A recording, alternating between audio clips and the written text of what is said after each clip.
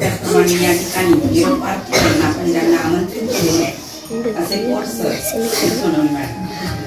तसं बघा तर ज्या दिवशी त्यांना ऑर्डर आली सगळ्यांचं थांबत आणल्यासारखं झालं की कारण मागच्या 2 वर्षापूर्वी जेव्हा आमच्या बदल्या झाल्या त्या सोनवणे मॅडम स्वतःहून म्हणायच्या की तुम्ही जर सगळे गेले तर या शाळेचं कसं व्हायचं. आणि म्हणून मग त्यांनी ते गणपतीला सुद्धा त्या ठिकाणी नमस्कार करून बोलल्या की यांची कोणाची बदली होऊ नये आणि सगळ्यांनी तसंच राहावं.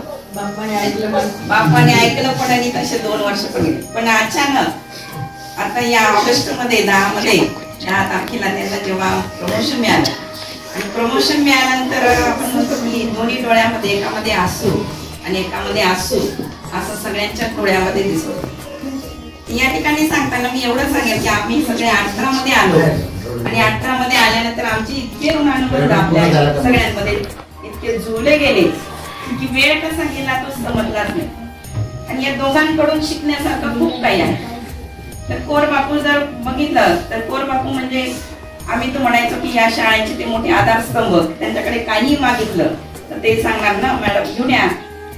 जसा मी सांगतो मुलांना किंवा ते मला सांगायचे आणून द्या. तर म्हणजे कोणती गोष्ट ती कधी कमतरता भासू देत नव्हती. आणि वडीलकीच्या नात्याने कधी असा दरारा पण त्यांचा वाटला नाही. पण एक आदरयुक्त त्यांच्याकडे बघण्याचं आम्हाला सगळ्यांना वाटत होतं. आणि सोनवणे मॅडम बद्दल बोलायचं म्हटलं तर जसं मोठी बहीण लहान बहिणीला सांगत असते तसे सगळ्या गोष्टी त्या आम्हाला शिकवत होत्या.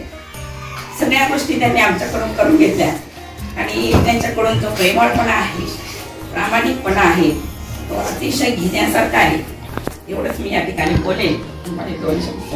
जसं आईची गोष्ट असते आई आपल्या मुलांची जशी व्यवस्था वगैरे लावून आणि मग स्वतः नंतर जाते तसंच आपल्या बदलीच्या बाबतीत त्यांनी केलं. आपली बदली कॅन्सल करण्यासाठी देवाकडेच साकडं घातलं आणि देवाने सुद्धा त्यांचं साकडं मान्य केलं आणि त्या सगळ्यांची व्यवस्थित व्यवस्था लावून पदोन्नती घेण्यासाठी त्या तयार झाल्या असं म्हणावं लागेल.